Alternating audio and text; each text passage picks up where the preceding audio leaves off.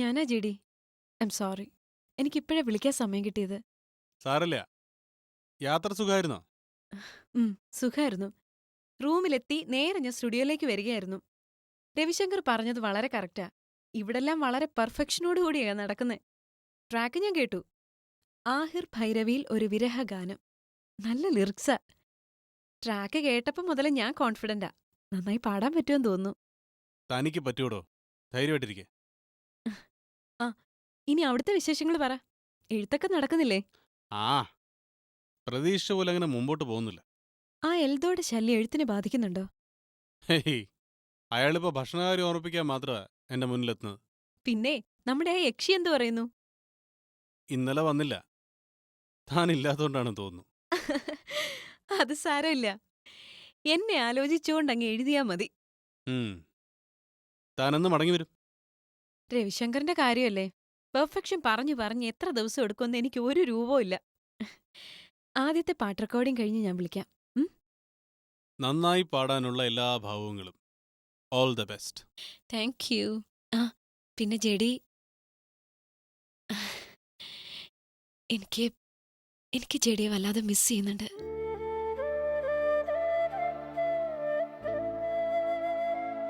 I too miss you. ഒരുപാട് ഒരുപാട്. Take care.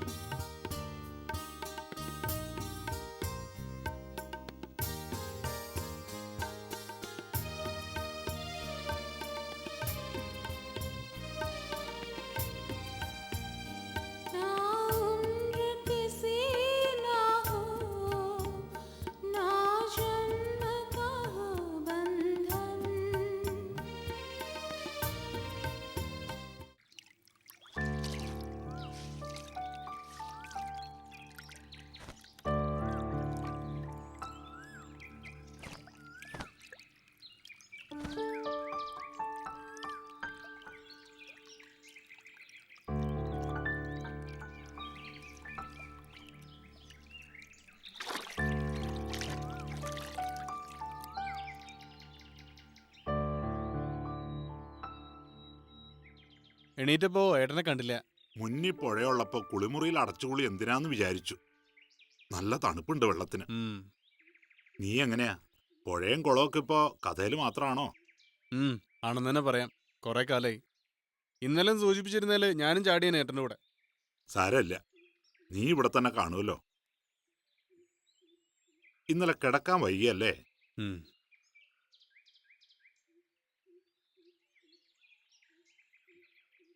ഞാനിങ്ങോട്ട് വന്നതില് വിഷമമുണ്ടോ ദേവാ നിനക്ക്? എന്തിന് വിഷമമുണ്ട്? ഏട്ടത്തി ഓർക്കുമ്പോ. പാവം, ഏട്ടത്തിയും മോളും മാത്രമായിരിക്കില്ലേ ഇപ്പൊ തറവാട്ടില്. അവരെങ്ങനാ ജീവിക്കണേന്ന് ഏട്ടൻ എപ്പോഴെങ്കിലും അന്വേഷിക്കാറുണ്ടോ?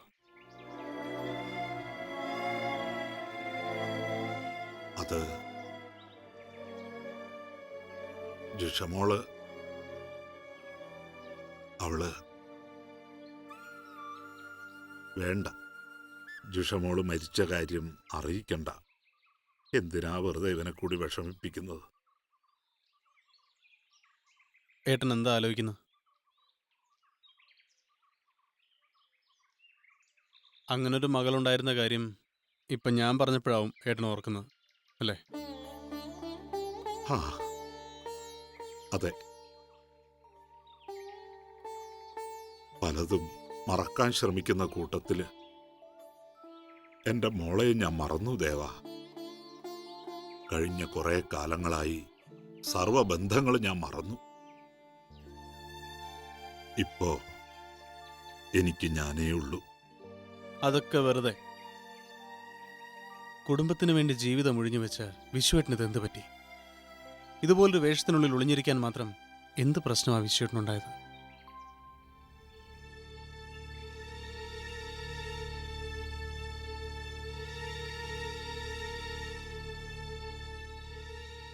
പ്രശ്നങ്ങൾ പലതായിരുന്നു ദേവ.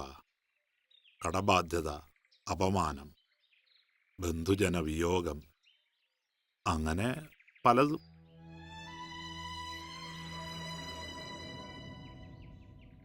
നമ്മുടെ അമ്മയുടെ മരണത്തോടെയാ എനിക്ക് എന്നെ തന്നെ കൈവിട്ടു പോകാൻ തുടങ്ങിയത്. അന്ന് അവിടെ വന്ന നിന്നെ ആട്ടിപ്പറഞ്ഞയച്ചത് വലിയൊരു വേദനയായി മനസ്സിലിരുന്ന് എരിയാൻ തുടങ്ങി. തൊട്ടുപുറയെ നമ്മുടെ അനിയത്തിക്കുട്ടി ഏതോ ഒരുത്തന്റെ കൂടെ ഒളിച്ചോടുകയും കൂടി ചെയ്തപ്പോ എന്റെ തകർച്ച പൂർത്തിയായി.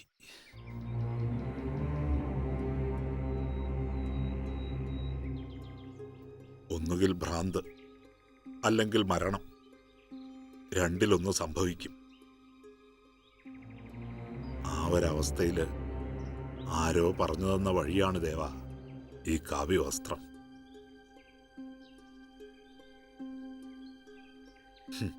മരണത്തെക്കാളും മുഴുഭ്രാന്തിനേക്കാളും നല്ലത് ഇതാണെന്ന് തിരിച്ചറിഞ്ഞത് ഒരു തെറ്റാണോ? അല്ല, ഒരിക്കലുമല്ല. പക്ഷേ കഴിഞ്ഞതൊക്കെ ഉപേക്ഷിച്ച് ഇതിന്റെ പിന്നാലെ മാത്രം പോവാൻ ഏട്ടൻ എങ്ങനെ കഴിഞ്ഞു?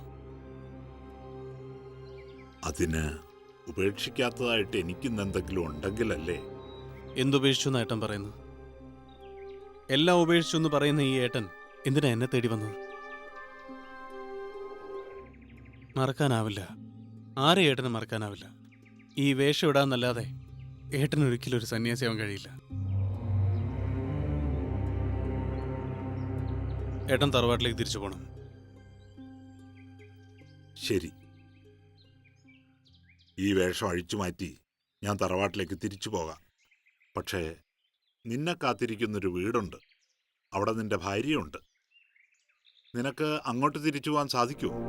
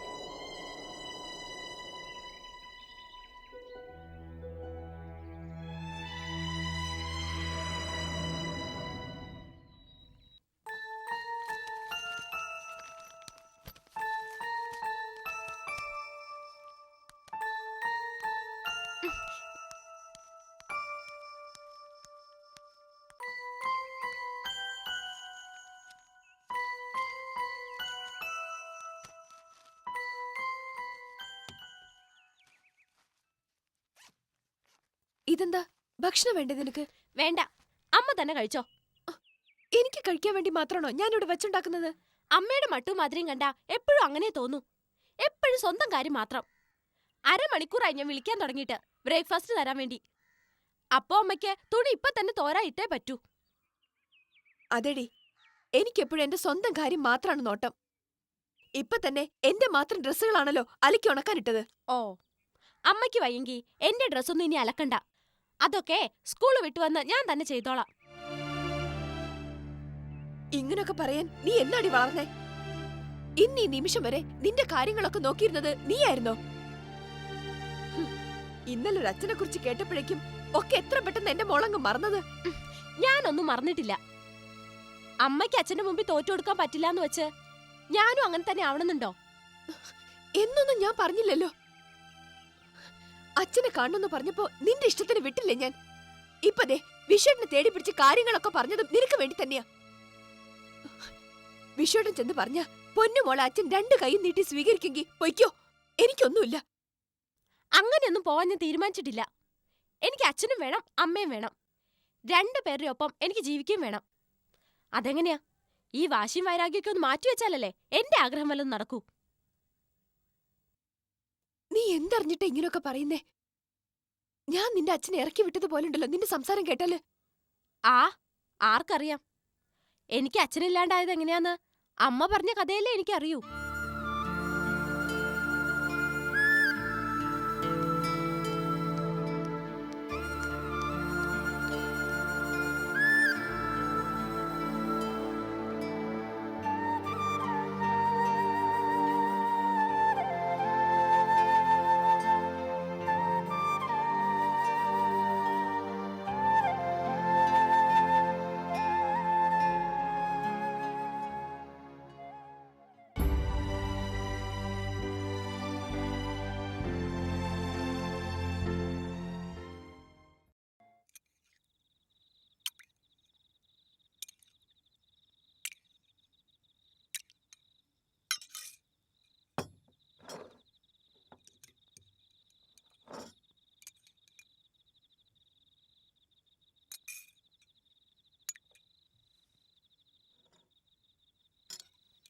ജേഡ് സാറും ഭാര്യയും ഇവിടെ താമസമായത് പിന്നെ ആദ്യമായിട്ട് വരുന്ന വിരുന്നുകാരനാ സാർ.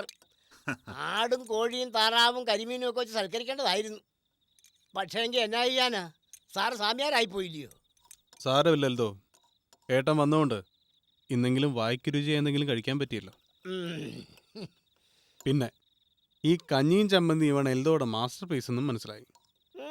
പിന്നെ ഈ എൽദോടെ പാചകം സാറ് കാണാൻ പോകുന്നേ ഉള്ളൂ. എന്നതൊക്കെ വേണം, ഒരു മെനു ഇങ്ങോട്ട് താ. അല്ലാതെ വെറും ഒരു കഞ്ഞിയും ചമ്മന്തിയും വെച്ച് എൽദോയെ അളക്കല്ലേ, അത് അപകടമാ.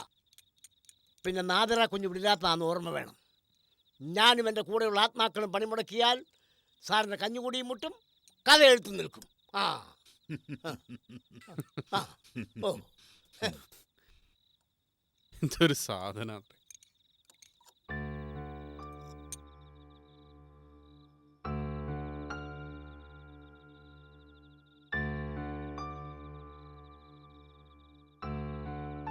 നീ എന്താ ഒന്നും മിണ്ടാത്തത്?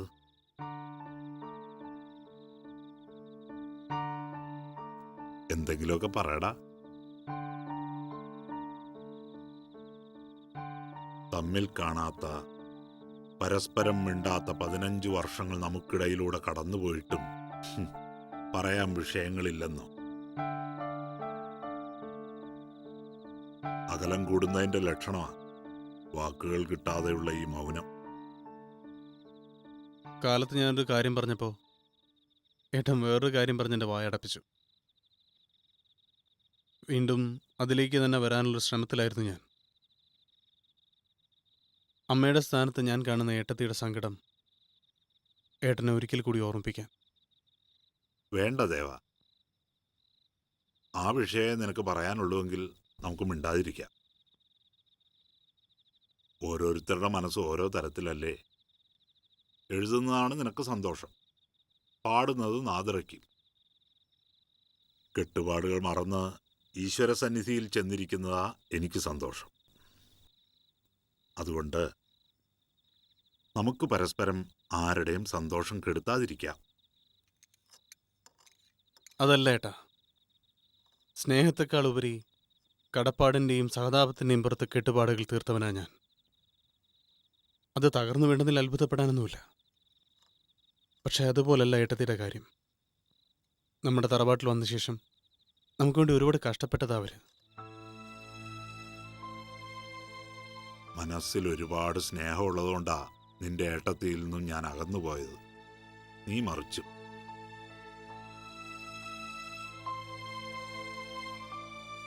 ഗീതയോട് നിനക്ക് സ്നേഹത്തെക്കാളുപരി കടപ്പാടും സഹതാപമായിരുന്നു എന്ന് പറഞ്ഞല്ലോ. നിങ്ങൾക്കിടയിൽ ഒരു കുഞ്ഞുണ്ടായിരുന്നെങ്കിൽ നീ അവളെ സ്നേഹിക്കുമായിരുന്നില്ലേ? ആ കുഞ്ഞിനു വേണ്ടിയെങ്കിലും നിങ്ങളുടെ ബന്ധം ഇന്നും നിലനിൽക്കുമായിരുന്നില്ലേ?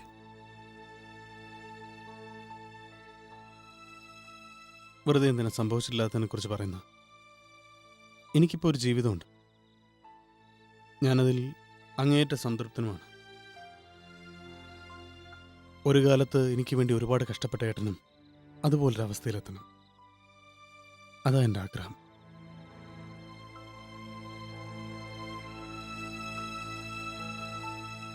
വാക്കുകൾ കിട്ടാതെയുള്ള മൗനം ഇപ്പോൾ ഏട്ടനാണ്. അനിയൻ്റെ ഒരു കൈ സഹായമുണ്ടെങ്കിലെന്ന് ഒരിക്കൽ ആഗ്രഹിച്ച ഏട്ടന് ഇന്ന് ഞാൻ എൻ്റെ 2 കൈകൾ നീട്ടി സഹായിക്കാം. ഏത് രീതിയിലായാലും ഇപ്പോൾ എനിക്കിതിന് കഴിയും. സ്വീകരിക്കാനുള്ള മനസ്സ് മാത്രം ഏട്ടൻ കാണിച്ചാൽ മതി.